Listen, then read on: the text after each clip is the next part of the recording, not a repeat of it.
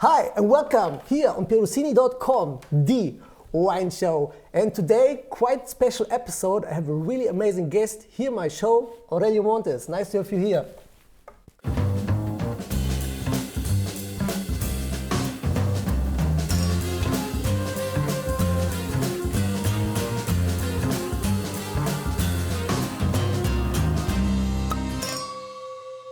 Aurelio, it's a really big pleasure for me and my audience to have you as a winemaker of the year here in our show. It's a really big pleasure.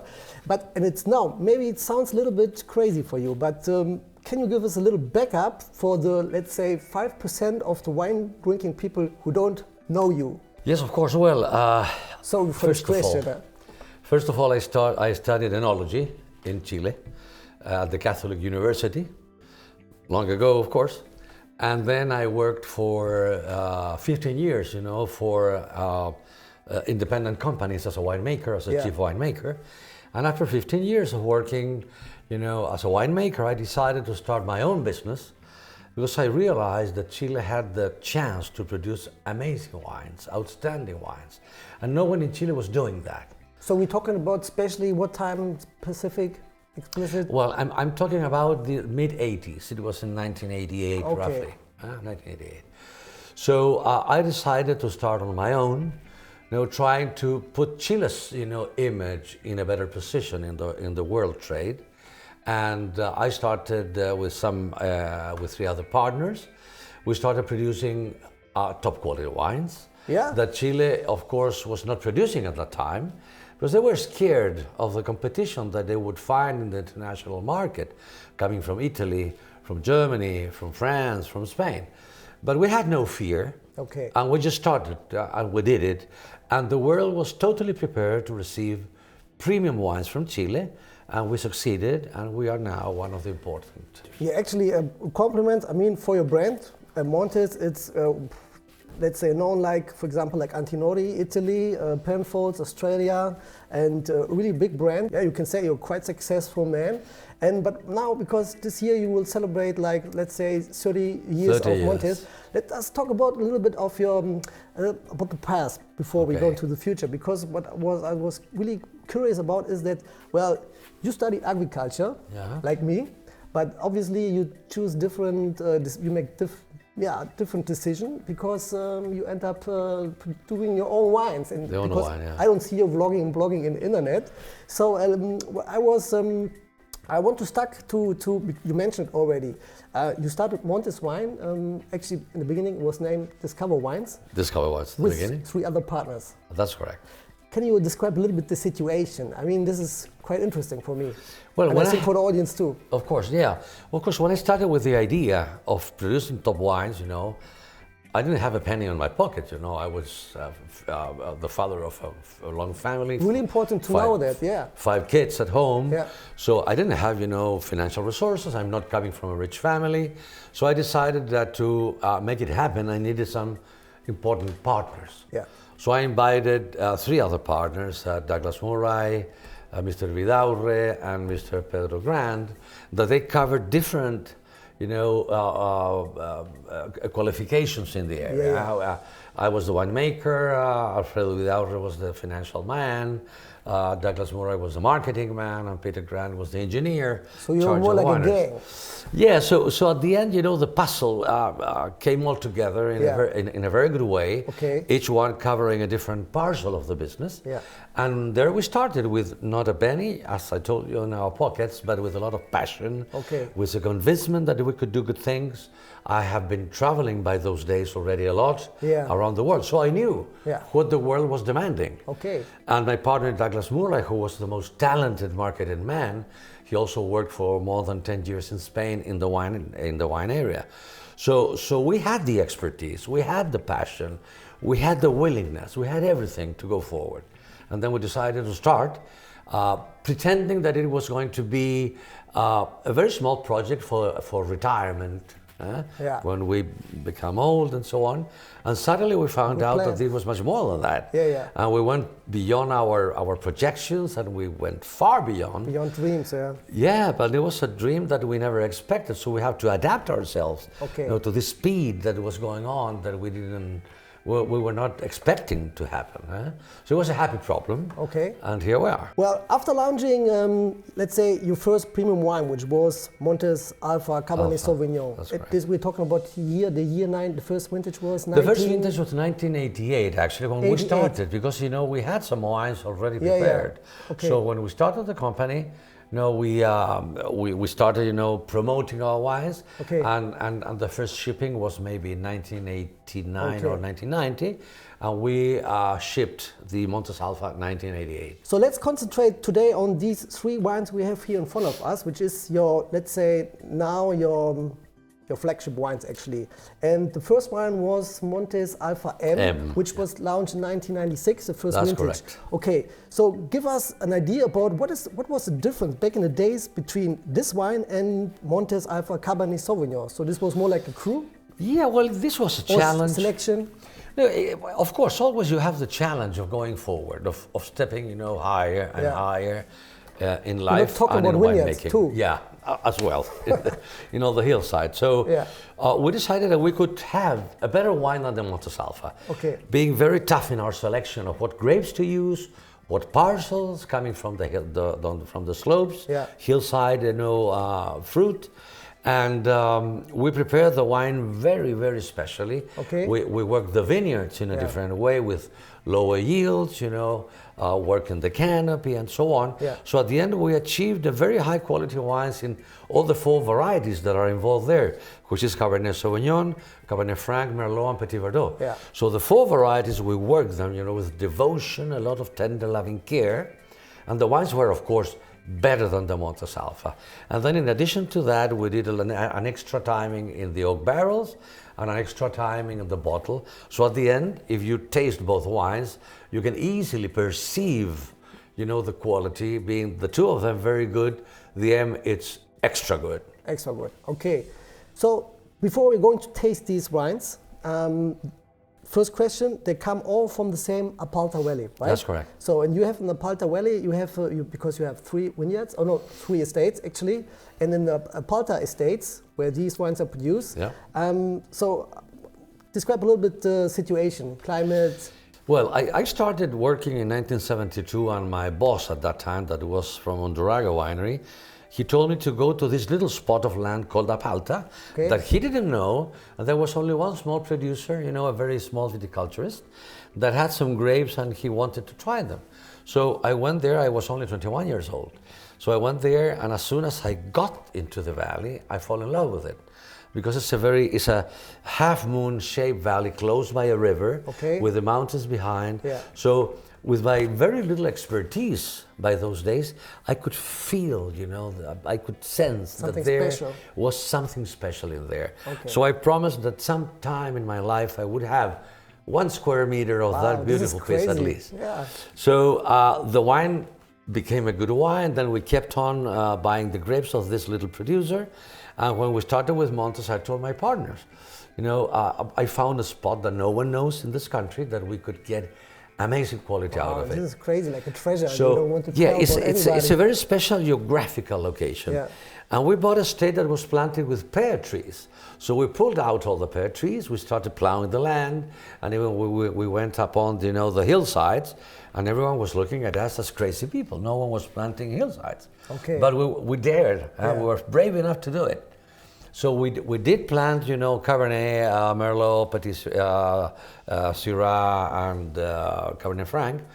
And the quality that we achieved was so good that we planted more. We bought more land just by the side of our estate. So now we have a estate of 135 hectares, all planted. It's a beautiful place. Okay. Mostly all hillside. Okay. And the quality that we are getting out of those grapes is really amazing. Okay. So here we go with the first wine, which will be Montes Alpha M, vintage 2013. 2013.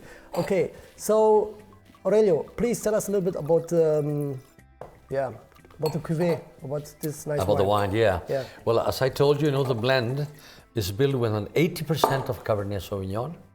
It's a 10% Cabernet Franc, 5% Merlot, and 5% Petit Verdot.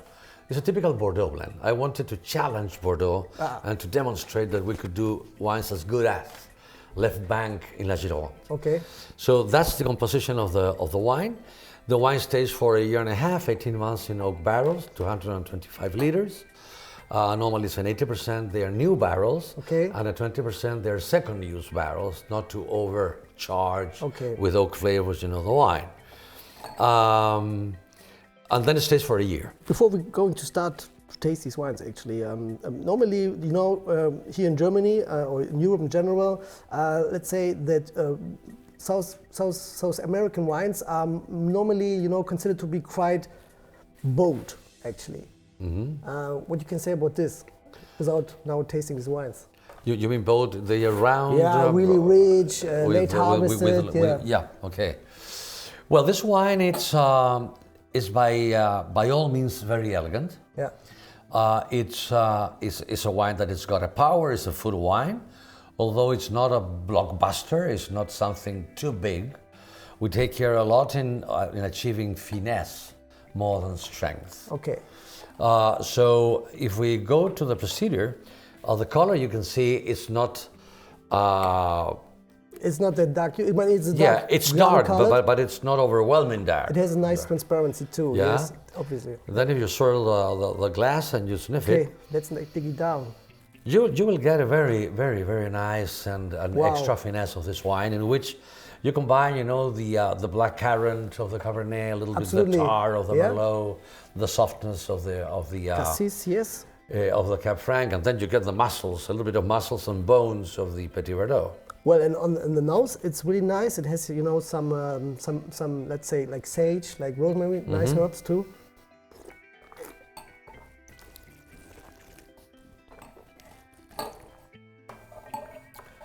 Although it's a full-bodied wine, as a winemaker, I'm so careful about the tannins.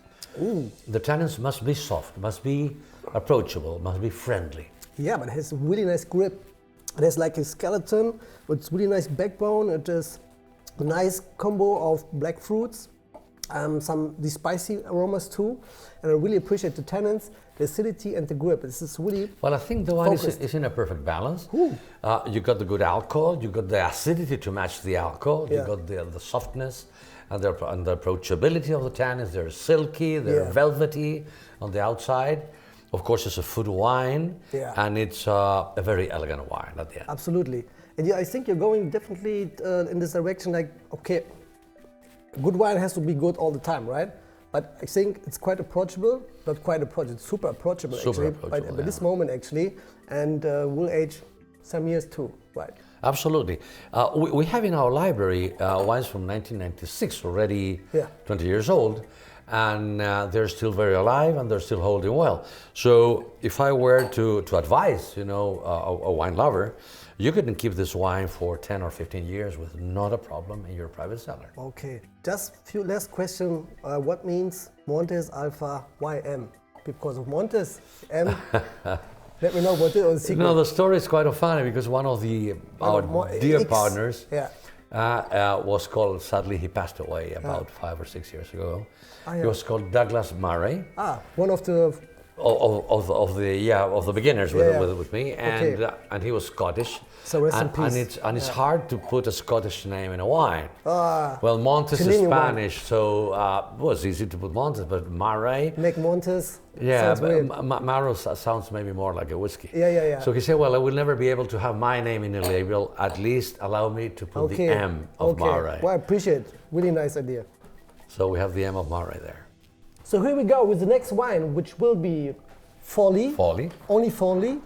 Folly, that's it, only Folly. Vintage 2014. And Aurelio, please let us know what is Folly actually. Vintage, I mentioned already, the variety, the idea. Yeah, it's one of the wines that I like the most to describe because, it's all about being crazy, Folly. Folly. We started, first of all, bringing Syrah to Chile that no one else did before. It was an unexistent variety in Chile. Okay. So we had a deal with a French nursery. So we bought cuttings of Syrah, good clones, and we brought them to Chile for first time. Actually doing a bet that it would work. So that was a little bit crazy to bring cuttings not knowing really if it would work. The second thing was we cleared the hillside that as well in Chile, no one was doing that. You know, we clear hillsides of stones, you know, trunks and things to establish the vineyards in the foothills, you know, with a certain slope. And the Syrah adapted so well. The same as Rhone Valley. The Rhone Valley, it's all about terraces, you know, and hillsides. So that was a second crazy thing, you know, to clear hillsides to plant vineyards. In Chile, everyone was planting in the valley floor, which is the easy way to go. But easy is. Of course, yeah. And then when we realized that we had an amazing wine that worth, you know, something very special, we decided that Ralph Steadman, that is a great English painter, to make the label for us. And he's a very nice guy, and he's a little bit crazy as a good artist. Okay. So we had everything crazy, so we called it Folly. Okay. And we have been achieving for the past, since 2000, and we started in the year 2000 actually with this wine. We have been achieving an amazing write-ups and comments on the wine experts. This is 100% Syrah, 18 months in French oak. New oak. 1 year in the bottle. Okay. Again, it's 80% new, roughly. And then 1 year in the bottle, and then launched to the market. And it's one of the most sensual wines that we have. It's all about, you want to bite it. Well, you makes me really greedy. Okay. The color is obviously darker than the color is very good. Okay. You get a bit of spiciness and smokiness, you know, baconiness. Which is very typical of the Syrah. But also nice cherry aromas, which I really appreciate. Black cherry. Black cherry, sour cherry, nice.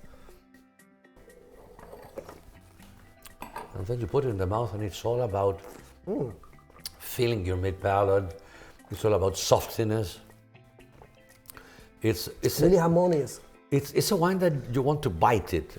It has a solid mid-palate. Once again, this wine, what I really appreciate is they have all this nice grip actually. Like they're putting you on the tongue, nice palate, really well-balanced acidity, nice tannins.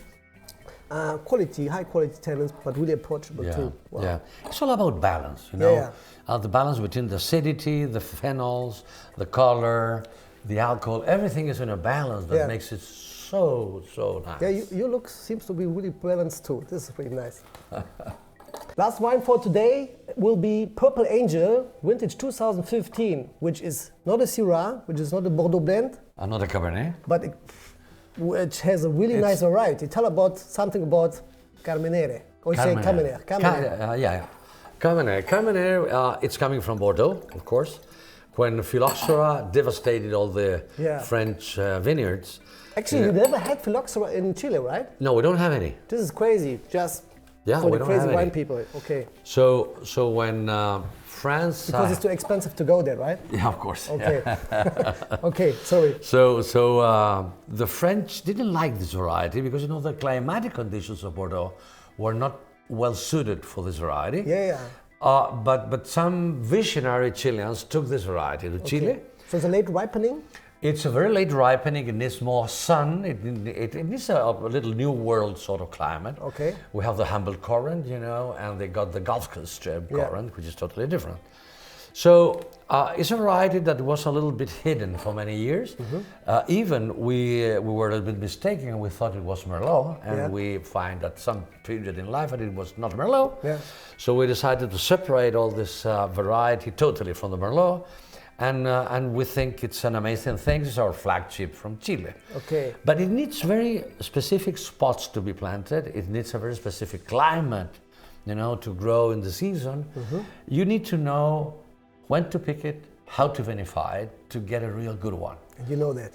So it took me years. Actually, I failed for some years. Failure is so important. Yeah, of course. Yeah, failing is important in life, you know. You have to fail first to succeed afterwards. So we failed, you know, for a couple of times until we found the correct spots for the Carmenet, which is a wonderful variety, and I added an 8% of Petit Verdot. Why this? Because the Carmenet on its own, it doesn't age well. Okay. It has a little bit of high pH and very low acidity, but the wine is so good that I was just thinking, how can I get this wine to age in time? So the Petit Verdot, that 8% of Petit Verdot, add me the bones to the wine. So when I have to describe this wine, I say, imagine that the Carmener is the flesh, and the Petit Verdot is the skeleton. Okay. And then you got a guy standing up that can, walk for a long time. This is a cult wine. Actually, from our iconic wines, this is the one that sells the most. Okay. People get crazy for this. It's a wine that it's different to the rest.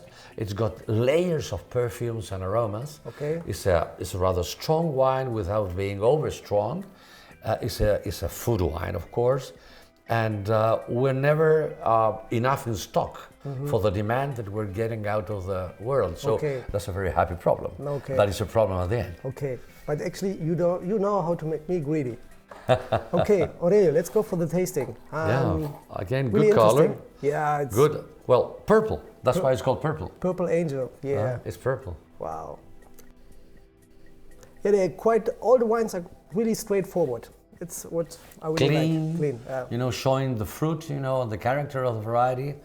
Here you will get a little bit of black pepper. Yeah, too. A little bit of spiciness also, a little bit of black fruit, like cherries. Yeah. Eucalyptus. Okay, well, let's taste it. A little bit of tar as well.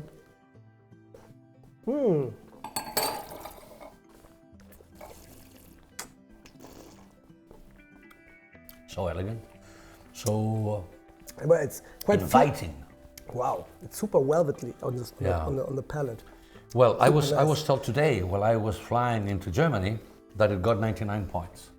Wow, compliment. From James Suckling. Okay. So this is 99 points James Suckling wine. So hi James, by the way. Wow. I can really confirm it's a really round wine. It has once again this, I would call it the Montes grip actually. It's got the grip. It's really nice. It's spicy on the palate too, but it's really round, high quality tannins once again, and absolutely like all of your wines, really harmonious. Yeah. In terms of food pairing, I love this wine with game. Deer, wild boar, venison, partridges. Okay, this sounds really good. That's the wine that you want for this very tasty meat. Okay, I know that you're quite hungry because you had a really long flight and I know traveling, and I think it's a good point to stop the interview actually. I'm happy. A really pleasure, and I heard that you will be like 70 years. You will celebrate 70 years, right? In some more months, not yet. You have 5 kids, 17 grandchildren. Well, actually 19. 19. 19. Well, so Aurelio, once again, I wish you all the best. It was a huge pleasure for me and for the internet to have you here in the wine show, aka the most spectacular wine program in the internet.